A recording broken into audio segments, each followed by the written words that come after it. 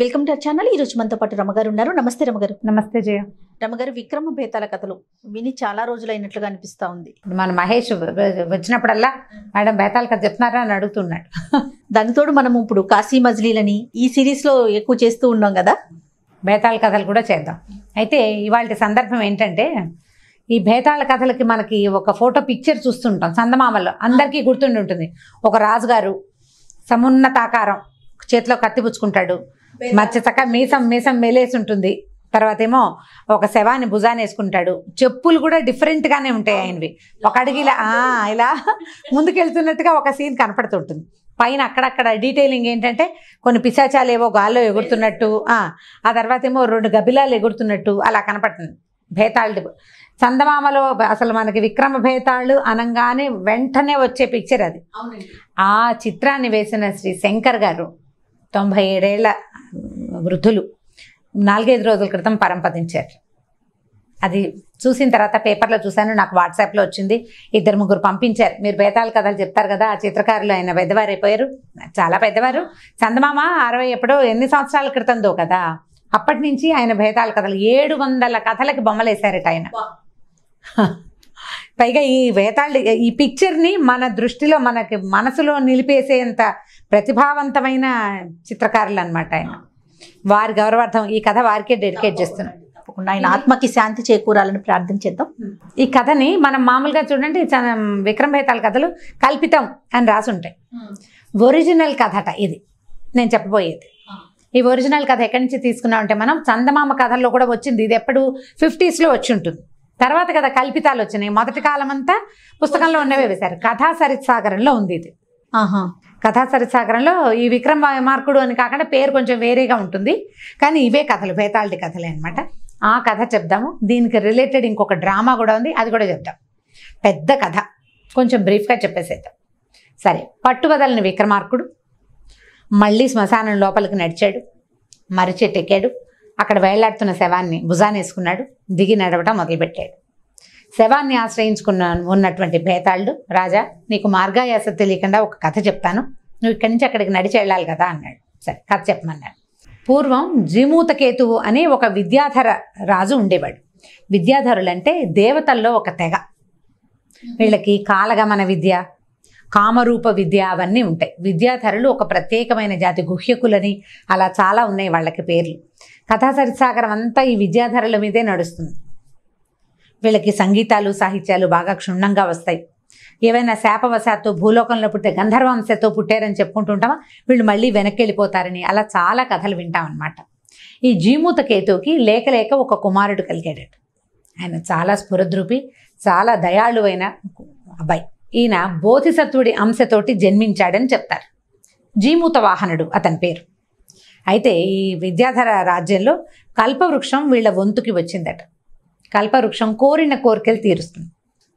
ఆ జీమూత వాహనుడు అనేవాడట, ఇలా మనకి అన్నీ ఉన్నాయి, మనకి సంగీత సాహిత్యాలు ఉన్నాయి, కామరూప విద్య, కాలగమన విద్య ఉంది, ఎన్నో విద్యలు ఉన్నాయి, మనకి అన్నిటికీ అవకాశం ఉంది. భగవంతుడిని చేరేందుకు సులువైన మార్గాలు మన దగ్గర ఉన్నాయి. మనకెందుకు కల్పవృక్షం? అన్ని ప్రాబ్లమ్స్ ఉన్నవాడికి ఏదైనా కోరికలు తీర్చే వృక్షాలు కావాలి. మనకే ప్రాబ్లమ్స్ లేవు, ఏ సమస్యలు లేని మనకి కోరిన కోరికలు తీర్చే కల్పవృక్షం ఎందుకు అని అనుకునేవాడు. అయితే ఇతనికి రాజ్యాన్ని అప్పచెప్పారు. రాజ్యం అప్పచెప్పేసరి కల్లా ఇతను ఏం చేశాడంటే, ఈ కల్పవృక్షానికి దండం పెట్టి ఆవిడని అడిగాడట, వృక్షదేవతను, నేను కోరికను తీర్చమని, నీకేం కావాలో అది అడుగు, నేను ఇస్తానందట. నువ్వు నా దగ్గర ఉండద్దు, ప్రపంచంలో ఎవరికి కష్టాలు లేకుండా చెయ్యి, నా దగ్గర ఉండకపోయినా పర్వాలేదన్నాడు. వృక్షదేవత అడిగింది, అంటే నన్ను నువ్వు వదిలేస్తున్నావా అని. నిన్ను ప్రజల కోసం వదిలిపెడుతున్నాను అన్నట్ట జీమూత వాహనుడు. ప్రపంచం కోసం వదిలిపెడుతున్నా, ప్రపంచంలో అందరికీ కష్టాలు, ఇబ్బందులు, బాధలు ఉంటాయి, అవి తీర్చు నువ్వు అంటే. ఈ కల్పవృక్షం ఇతన్ని వదిలిపెట్టి వెళ్ళిపోయిందట. వెళ్ళిపోయేసరికి ఇప్పుడు మన దగ్గర నుంచి ఒక పవర్ బయటికి వెళ్ళిపోయేసరికి మనకి పవర్ తగ్గిపోతుంది. ఇతను చుట్టుపక్కల రాజ్యాల్లో ఇంకా ఉన్న విద్యాధరులంతా వీడిని సులువుగా జయించవచ్చని యుద్ధానికి వచ్చారు. వచ్చేసరికల్లా ఇతను యుద్ధకాంక్ష లేదు. తను చాలా మృదువైన స్వభావం కలిగిన వాడు. బోధిసత్వుని అంశ అవటం వల్ల ఇంకా మృదు స్వభావి. ఏమన్నాడు తండ్రితోటి, నాన్న ఇక్కడ నుండి ఏం చేస్తాం, వీళ్ళంతా మన మీదకి వస్తారు, ఎందుకు, నాకు రాజ్యకాంక్ష లేదు, నువ్వు రాజువి, నీ రాజ్యాన్ని నాకు ఇచ్చావు, నువ్వు ఇచ్చావు కాబట్టి తీసుకున్నా, వాళ్ళు ఎవరైనా అడిగితే వాళ్ళకు కూడా ఇచ్చేస్తా, నాకు అక్కర్లేదన్నాడు అని తండ్రిని తీసుకుని వెళ్ళిపోయి మలై పర్వతం మీద ఒక ఆశ్రమాన్ని నిర్మించుకుని అమ్మా నాన్నతోటి అక్కడ ఉండటం మొదలుపెట్టాడు. ఇక్కడి నుంచి వెళ్ళిపోయాడు. అంటే అంత శాంత స్వభావుడు, అంత దానపరత్వము ఉందన్నమాట జీమూత వాహనుడికి. ఇక్కడికి వెళ్ళిన తర్వాత ఏమైంది, ఈ మలై పర్వతానికి వెళ్ళిపోయి ఉండిపోయాడు కదా, ఆ పర్వత ప్రాంతాల్లో ఉన్నటువంటి ఒక రాజకుమారుడితోటి ఇతనికి స్నేహమైంది. మిత్రావసువు అనేవాడితోటి స్నేహం కలిసింది. వీళ్ళిద్దరూ బాగా కబుర్లు చెప్పుకుంటూ ఉండేవాళ్ళు. ఈ మిత్రావసువు తండ్రి పేరు మలైకేతు అనుకుంటున్నా. అదేంటి చిన్న చిన్న పేర్ల మీద చాలా కాలం అయిపోయింది, ఎప్పుడో చదివాను, పేర్లు వదిలేద్దాం రేట్. మిత్రావసువు పేరే గుర్తుంది. సో ఈ మిత్రావసువుతోటి స్నేహంగా ఉండేవాడు. అతనికి ఆ మిత్రావసువుకి ఏంటంటే చాలా హీరో వర్షిప్. రాజ్యాన్ని వదిలేయటం ఏమిటి, కల్పవృక్షాన్ని వదిలేయటం ఏమిటి, సో ఇంద్రుడంత వాడు కల్పవృక్షం తనకు కావాలని ఉంచుకుంటే ఇతను ఎంత త్యాగశీలి, చాలా ఉత్తమ గుణాలు కలిగి ఉండటం వల్ల ఈయనంటే అతనికి చాలా ఇష్టం. అయితే ఈ మన జీమూత వాహనుడు ఒకనాడు మలై పర్వతం మీద తిరుగుతూ ఒక అందమైన అమ్మాయిని చూశాడట. చాలా అందంగా ఉంది అమ్మాయి. ఆ అమ్మాయి కూడా ఇతను చూసింది. Love at first sight. వీళ్ళిద్దరూ ఒకళ్ళనొకళ్ళు ప్రేమించుకున్నారు. ఈ అమ్మాయిని వివాహం చేసుకోవాలనుకున్నాడు. కానీ ఆ అమ్మాయి ఎవరమ్మాయో, ఇతనికి ఏం రాజ్యం లేదు, ఏమీ లేదు, ఆశ్రమం కట్టుకుని ఉన్నాడు. అయితే ఆ అమ్మాయి ఏం చేసిందట, నేను ఎవరినో ప్రేమించాను, ఈ పెళ్లి చేసుకుంటానంటే తండ్రి ఏమంటాడు అని ఒకరోజు ఆ దేవి ఆలయం బయట ఉన్న కల్పవృక్షానికి, చందనపు వృక్షానికి ఊరేసుకోపోయిందట. ప్రేమ నెరవేరదు, అతను ఎవరో రోడ్డు మీద పోయేవాడని. అప్పుడు దేవి ఆజ్ఞ వినపడిందట, విద్యాధర మహారాజు చక్రవర్తికి నువ్వు భార్య అవుతావు, నువ్వు బాధపడకు, నువ్వెవరిని వలిచావో అతను సామాన్యుడు కాదు, విద్యాధర చక్రవర్తికి భార్య అయ్యే లక్షణాలున్నాయి, ఈ ఆత్మహత్య మహాపాపం, ఈ పని చేయొద్దు, ధైర్యంగా ఉండమని దేవి వాక్యం వినపడింది ఆ అమ్మాయికి. సరే మానేసుకుని అమ్మాయి మనసులో ఏమిందంటే, నేను ఎవరిని పెళ్లి చేసుకుంటే అతడు తప్పకుండా విద్యాధర రాజు అవుతాడు, చక్రవర్తి అయి తీరుతాడని నమ్మింది అమ్మవారి వాక్యం కాబట్టి. ఇంతలో ఏమైంది, ఈ చెలికత్తి వచ్చి మీ నాన్నగారు మీ అన్నయ్య అన్ని పెళ్లి గురించి మాట్లాడుతున్నారు అని చెప్పింది. ఈ అమ్మాయి ఎవరు, ఈ పిల్ల పేరు మలయవతి, మిత్రావసువు చెల్లెలు. ఓ ఆ రాజ్యానికి రాజుగారి అమ్మాయి. మిత్రావసువు ఏమన్నాడంటే తండ్రితో చెప్పాడట, ఈ జీమూత వాహనుడు చాలా గొప్పవాడు, మామూలు వ్యక్తి కాదు, బోధిసత్వుని అంశతో పుట్టినవాడు, అద్భుతమైన వ్యక్తి, మన అమ్మాయిని అతనికి ఇచ్చి మన దగ్గరే ఉంచుకుందామని చెప్పాడు తండ్రి. తండ్రి కూడా ఒప్పుకున్నాడు. వివాహం నిశ్చయమైంది. పొద్దున్న చక్కగా అన్ని మాట్లాడుకున్న తర్వాత పెళ్లి చేసేసారు పొద్దున్నే. ఆ సాయంకాలం ఈ మిత్రావసువు మన జీమూత వాహనుడు ఇద్దరు కొండ మీద అట్లా షికారుకి వెళ్ళారట. వెళ్తే ఒక చోట తెల్లగా కుప్పలు కుప్పలుగా, అంటే గట్లుగా ఏంటో తమాషాగా ఉంది. ఏమిటి ఇక్కడంతా ఇలా ఉంది, కొండంతా పచ్చగా అలా చక్కగా బాగుంటుంది కదా, ఇక్కడంతా ఏంటి ఎముకల కుప్పల్లాగా కనపడుతోంది, ఏమిటని అడిగితే మిత్రావసువు ఏం చెప్పాడంటే, గరుత్మంతుడికి నాగులకి వైరం ఉంది. ఇది ఏనాటిది, వినుతా కద్రువ, కశ్యప ప్రజాపతి భార్యలైన వినుతా కద్రువ ఉచ్చేశ్రవాన్ని చూసి దాని తోక నల్లగా ఉందా తెల్లగా ఉందా అని పందెం వేసుకుని వాళ్ళిద్దరి తగాదాల్లో కద్రువ తాలూకు సంతానమైనటువంటి నాగులు, వినుత సంతానమైన గరుత్మంతుడు, వాళ్ళిద్దరికీ విడదీయరా అని శత్రుత్వం ఉంది. అతను గరుడు మహాబలవంతుడయ్యి విష్ణుమూర్తికి వాహనం అయిన తర్వాత పాతాళ లోకంలోకి వెళ్ళి నాగుల్ని చాలా హింసించేవాడు. ఎందుకంటే తన తల్లి పడిన హింస, తన తల్లి చేసిన దాస్యానికి కారణం వీళ్ళేనని, వీళ్ళ వల్లే తన అన్నయ్యకి కాళ్ళు లేకుండా పోయినాయని ఆయన నమ్మేవాడు. ఆయనకు కోపం వచ్చినప్పుడు, విసుగొచ్చినప్పుడు కూడా పాతాళం మీద పడి అందిన వాళ్ళని అందినట్టు చంపేసేవాడు, తిన్నవాళ్ళని తిన్నట్టు తినేసేవాడు. అప్పుడు నాగుల రాజైన వాసుకి ఒక వడంబడిక చేసుకున్నాడు విష్ణుమూర్తిని మధ్యలో పెట్టుకుని, నువ్వు మా దగ్గరికి రావద్దు, ఈ పాతాళం మీద పడద్దు, రోజు ఈ మలై పర్వతంకి పైన ఒక కొండ మీద, అది దక్షిణ సముద్రం ఏదో ఉంది అక్కడ, దక్షిణ సముద్ర తీరంలో నీకు ఒక సర్పాన్ని పంపిస్తాం, ఆ సర్పాన్ని తినేసి రోజు నీకు ఆహారాన్ని అందిస్తాం మేము, ఇట్లా విరుచుకుని పడద్దు మా మీద అని ఒక వడంబడిక చేసుకున్నారు. అట్లా ఆహారంగా పంపబడిన నాగుల తాలూకు అస్థికలే ఇవన్నీ. ఆయన పీకుని తినేస్తాడు, అస్థికలు పై చర్మం ఇక్కడ ఉండిపోతాయి, ఆ పొలుసులు ఆ చర్మము ఆ అస్థికలే ఇట్లా కుప్పలు కుప్పలుగా పడున్నాయి, ఇంత చక్కటి వాతావరణాన్ని పాడు చేసేవి అవేనని మిత్రావసువు చెప్పాడు. జీమూత వాహనుడికి చాలా బాధేసింది. ఇదా ఎవరైనా రాజు చేయాల్సిన పనేనా ఇది, రాజు ఈ పని చేయకూడదు, వాసుకి నాగులకి రాజు, వాళ్ళెవరి ప్రాణాలు ఇచ్చే బదులు ముందు తన ప్రాణం ఇచ్చి ఉండొచ్చే, 1000 తలలు ఉన్నాయి, 2000 నాలుకలు ఉన్నాయి. రోజుకో తల ఇచ్చినా సరిపోయేది కదా. ఇట్లా తనుండి పిరికి పందలాగా ఇలా తనేమో లోపల కూర్చొని రోజుకొక ప్రాణిని పంపిస్తాడా? అయ్యో ఎంత దుర్మార్గుడు. నేను కనుక రాజునయ్యి ఉంటే నా ప్రజలు చచ్చిపోవడానికంటే ముందు నేనే చచ్చిపోయేవాడిని. ఇట్లా చేశాడే అని చాలా బాధ వచ్చేసిందట. సరే మిత్రావసు ఈయనకేదో ఇది చెప్పి ఆయన అవతలకి వెళ్ళాడు. ఈయన ఇలా ముందుకు నడుస్తున్నాడు అట్లా ఆలోచించుకుంటూ. ఈయన నడుస్తూ ఉంటే ఒక కుర్రాడు ఒక ముసలమ్మ కనిపించారు. ఒక పిల్ల పాము ఒక ముసలి పాము అనమాట, 2 నాగులు. ఆ కుర్రాడిని పట్టుకుని ఆ తల్లి ఏడుస్తోంది. అయ్యో నాయన ఇవాళ నీ సంగతి వచ్చిందిరా శంఖచూడా, నీ వంతు వచ్చింది. లేక కలిగిన ఒకే ఒక్క కుమారుడివి, మీ నాన్న కూడా లేడు, వంశానికి నువ్వు ఒక్కడివే. ఇవాళ నువ్వు గరుడుడికి ఆహారం అయిపోతున్నావు, మన వంశమే దొరికిందే వాసుకి, నువ్వు ఇట్లా అయిపోతున్నావని ఏడ్చి శోకాలు పెడుతోంది తల్లి. ఈయన పక్క నుంచి చూశాడు మొత్తం. శంఖచూడు అనే సర్పమని వచ్చినవాడు, అతని తల్లి ఆ కుటుంబానికి శంఖచూడు ఒకడే ఆసరా అని ఏడుస్తోందని తెలిసేసరికల్లా గబక్కను వెళ్ళాడు. వెళ్ళి అమ్మా నువ్వు బాధపడబోక, నీ కొడుకు బదులు నేను ఆహారంగా వెళ్తానన్నాడు. గరుడుడికి ఆహారంగా నేను వెళ్తాను అన్నాడు. అనేసరికల్లా ఆవిడంది, నాయనా నువ్వెవరివో మహానుభావుడు, ఇంత మాట అన్నావు. శంఖచూడుడెంతో నువ్వు కూడా అంతే నాయనా, ఏ తల్లి కన్న బిడ్డవో. వద్దు నాయనా వద్దు, మా దశ ఇట్లా ఉంది, నాగులకి ఈ దశ ఏనాడు తప్పుతుందో తెలియకుండా ఉంది నాయనా, వద్దని చెప్పింది. ఈ కుర్రాడు అన్నాడు, వద్దు అది పనికిరాదు. అది శంఖచూడు ఏమన్నాడంటే, అది పనికిరాదు, రాజు నన్ను నిర్దేశించంటే రాజకార్యాన్ని నేనే చేయాలి, నా పేరు మీద కాగితం వచ్చింది నేనే చేయాలి, నా బదులు ఇంకొకటి ఎట్లా చేస్తాడు? కాబట్టి అలాంటిది ఏం కుదరదు. ఒక ఏంటంటే సర్పం అక్కడ ఉందని గుర్తుగా ఒక ఎర్రటి వస్త్రం కప్పుకుని కూర్చుంటారట పైన. ఆ ఎర్రటి వస్త్రాన్ని తల్లి చేతిలో ఉంది. ఏమన్నాడు శంఖచూడు, ఇది ఎక్కడుంది? మన గోకర్ణ క్షేత్రం అనమాట అన్నాడు. అమ్మ ఇంకొక కాసేపట్లో వైనతేయుడు వచ్చేస్తాడు, ఒక్కసారి వెళ్ళి గోకర్ణనాథుడిని దర్శనం చేసుకొస్తాను, మళ్ళీ ఇంకా నేను బతికుండను. ఆ తల్లి ఏడుస్తూ పక్కకి వెళ్ళిపోయింది. ఈ కుర్రాడు శంఖచూడుడేమో గోకర్ణ క్షేత్రంలోకి వెళ్ళాడు దండం పెట్టుకురావడానికి. అంతలో దూరం నుంచి గరుత్మంతుడు వస్తున్నాడు. మన జీమూత వాహనుడు ఏం చేశాడంటే ఆ ఎర్రటి వస్త్రాన్ని మెళ్ళ వేసుకుని ఎక్కడి నుంచి అయితే ఈ గరుడు వస్తున్నాడో, ఏ కొండ మీద అయితే ఏ ఎత్తు మీద అయితే పాముల తాలూకు అస్థికలు కనపడుతున్నాయో అక్కడికి పరిగెత్తుకుంటూ వెళ్ళేసరికల్లా ఎర్ర వస్త్రం కప్పుకోవటమే గుర్తు. వెనక నుంచి పట్టేసుకున్నాడు గరుడు. పట్టుకుని అక్కడి నుంచి తను తినడానికి వెసులుబాటుగా ఇంకొంచెం పైకి ఎగిరాడు. జీమూత వాహనుడు బాగా సమున్నతాకారుడు, ఈ నాగకుమారుడి కంటే కొంచెం భారీగా ఉన్నాడు.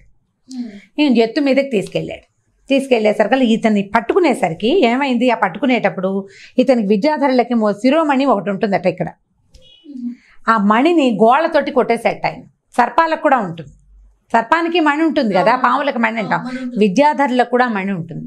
ఆ శిరోరత్నాన్ని విసిరేశాడు గోళ్లతోటి. ఆ విసిరిన మణి ఈ చిలకత్తలతో కూర్చున్న మలైవతి దగ్గర పడి ఆ మణిని గుర్తుపట్టింది. అమ్మాయి ఇది జీమూతకేతుది, జీమూత వాహనుడిది, నా భర్తది అని గుర్తుపట్టింది. దాని నిండా రక్తసిక్తంగా ఉంది, అది పెరికేసినట్టుగా ఉంది. వీళ్ళు రక్తసిక్తంగా ఉన్న మణి పడేసరికల్లా అమ్మాయి కంగారు పడింది. మామగారిని అత్తగారిని పిలిచింది. వాళ్ళు చూసుకుని అమ్మో ఇది జీమూత వాహనుడిదేనండి, అది ఎక్కడి నుంచి వచ్చిందో తెలియక అటు ఇటు పరిగెడుతూ వెతుక్కుంటున్నారు వాళ్ళు. ఈ మణి పడిపోయింది. ఈ కుర్రాడు ఈ పట్టుకునేసరికల్లా ముందున్న మొహం మీద గోళ్ళు తగిలినాయి. ఈ వీపు మీద పట్టుకునేటప్పుడు కూడా మానవ శరీరం తొందరగా రక్తం గారిపోతుంది కదా. ఈ గోకర్ణ క్షేత్రానికి దర్శనం చేసుకోవడానికి వెళ్ళిన శంఖచూడు వచ్చేసరికల్లా తను ఎక్కడ ఇందాక నుంచున్నాడో అక్కడ కొత్తటి నెత్తురు, అప్పుడే కారిన నెత్తురు కనపడేసరికి తెల్లబోయాడు. నేను ఇక్కడే ఉంటే ఎవరి నెత్తురు ఇక్కడ కారింది, ఇక్కడ పడ్డ నెత్తురు ఎవరిది అని అనుకుని చూసేసరికల్లా దూరంగా ఎత్తు మీద గరుత్మంతుడు ఎవరినో తింటున్నాడు. గరుత్మంతుడు అంటే పెద్ద గరుడ పక్షి, కాళ్ళతోటి ఒక శరీరం మీద నొక్కి పెట్టి ముక్కుతోటి ఆహారం మాంసం తీస్తుండేసరికల్లా పరిగెత్తుకుంటూ వచ్చాడట శంఖచూడు. పరిగెత్తుకొచ్చాడు. ఈ తలెత్తి చూసిన గరుత్మంతుడికి కనపడింది వాడెవడో పరిగెత్తుకొస్తున్న సంగతి. ఈ కిందకు చూస్తే ఆయన కనిపించింది, ఈ కింద తను తింటున్నవాడు నాగుడు కాదు, తినడం ఆపేశాడు. వీడెవడు తింటూ ఉంటే ప్రాణభయంతో నొప్పితో దుఃఖంతో ఉండవలసిన వాడు ఆనందంగా ఉన్నాడు. ఒక జీవిని రక్షిస్తున్నానన్న సంతోషంతో ఆయన సంతోషంగా ఉన్నాడు. నేతి ఒంట్లో నుంచి మాంసపు ముక్కలు లాగేస్తున్నా కూడా ఏమీ భయం లేదు, దుఃఖం లేదు, నొప్పి లేదు, సంతోషం కనపడుతోంది. ఇతను ఎవరో మహాపురుషుడిలాగా ఉన్నాడు. ఏం చేయాలి అని ఆపైతే వెంటనే ఈ జీమూతవాహనుడు అన్నట, నాయన ఇంకా నా శరీరంలో బోళ్ళంత రక్తము మాంసము ఉన్నాయి, నీ పొట్ట ఇంకా నిండినట్టు లేదు, ఎందుకు ఆగావు? నన్ను భక్షించి నీ ఆకలి తీర్చుకో, ఒక జీవిని రక్షించిన పుణ్యాన్ని నాకు ఇవ్వు అనేసరికి ఈయనకు అర్థమైంది తను తినవలసిన వాడు వీడు కాదు అని. ఆగిపోయాడు. శంఖచూడుడు పరిగెత్తుకుంటూ వచ్చాడు దగ్గరికి. గరుడా గరుడా ఆగు, నువ్వెవరో మహానుభావుడిని తినేస్తున్నావు, బోధిసత్వ అంశతో పుట్టినవాడు, నువ్వు వదిలిపెట్టు, అతన్ని కాదు నన్ను తిను అని పరిగెత్తుకుంటూ వచ్చాడు దగ్గరికి. వచ్చేసరికల్లా ఇంతకి కింద నుంచి మలైవతి, జీముతకేతువు ఆయన భార్య వాళ్ళు పరిగెత్తుకుంటూ వచ్చారు. వాళ్ళకు కూడా తెలిసింది ఇక్కడ షికారు చేస్తున్నారు. ఈ షికారు చేస్తున్నప్పుడు మిత్రావసు అవతలకి వెళ్ళిపోతే ఇతని దగ్గరికి ఏదో జరిగింది, ఆ మణి ఊడి పడిపోయింది అని. మిత్రావసు వచ్చాడు. అందరూ తలా ఒక పక్క నుంచి పరిగెత్తుకొచ్చారు. ఈ నెత్తురోడుతున్న ఈయన ప్రాణాలు వదిలేసరికల్ చచ్చిపోయాడు జీమూత వాహనుడు. ఆ పిల్ల గట్టిగా ఏడ్చింట మలైవతి, అమ్మవారి నాకు ఆజ్ఞ ఇచ్చింది, విద్యాధర చక్రవర్తి నాకు భర్త అవుతాడని, తను మరణించడానికి వీల్లేదు, అతను మరణించడానికి వీల్లేదు చెప్పింది నాకు, మరణిస్తే ఇంకా చక్రవర్తి ఎట్లా అవుతాడు? ఇంతలో అమ్మవారు ప్రత్యక్షమైందట. అక్కడ ప్రత్యక్షమై చేతిలో ఉన్న కమండలంలో నీళ్ళని చల్లింది ఆ శరీరం మీద. ఒక ప్రాణిని బతికించడానికి, పొద్దున పెళ్లి చేసుకుని ప్రేమించిన అమ్మాయిని పెళ్లి చేసుకున్న పెళ్లి కొడుకు ఒకడిని బతికించడానికి తన ప్రాణాలు వదిలేసినటువంటి ఆ అత్యద్భుతమైన అతని ప్రవర్తనకి, అతని గొప్పతనానికి దేవదందుబులు మోగినట్ట పైనుంచి పుష్పవృష్టి కురిసింది. దేవతలందరూ ఆకాశంలో నిలబడి చూస్తున్నారట. ఇట్లాంటి గొప్పవాడు ఇతను అడవులు పట్టిపోయాడు రాజ్యాన్ని వదిలేసి. దాంతో ఇతను లేచి కూర్చున్నాడు. గరుడు చాలా సిగ్గుపడ్డాడు. నేను పొరపాటు చేశాను, ఇంత పని చేశాను అంటే, నాయనా నువ్వు ఎంతో గొప్పవాడివి, నీ మాంసం తిన్న నాకు పరిహారం ఏం చేసుకోమంటావు, ఏం చేయమంటావు నన్ను? బోధిసత్వుని అంశ అంటే భగవంతుని అపరావతారం, అతని అంశని నేను భుజించడం ఏమిటి? ఇది నేను చేసిన తప్పు. ఇన్నాళ్ళు తిన్న నాగుల మాంసం ఒక ఎత్తైతే నీ బుక్కెడి మాంసం నాకు ఎక్కువైపోయింది, ఇది నాకు అరగదు, ఏం చేయమంటావో చెప్పమన్నాడు. ఈ చచ్చిపోయిన నాగులందరినీ బతికించమన్నాడు. ఇంకెప్పుడు నాగుల్ని తినద్దు నువ్వు, నాగులు నీకు ఆహారంగా ఉండరు, వాళ్ళ అమ్మ చేసిన తప్పుకి తరతరాలుగా వాళ్ళు శిక్ష అనుభవించాల్సిందేనా? ఒక్కళ్ళ పొరపాటు ఇన్ని తరాలుగా వాళ్ళకి శిక్షగా ఉండాలా? ఈ శిక్షని అంతం చేసేసేయి, ఈ క్రూర హింసని మానేసేయమని అడిగాడు.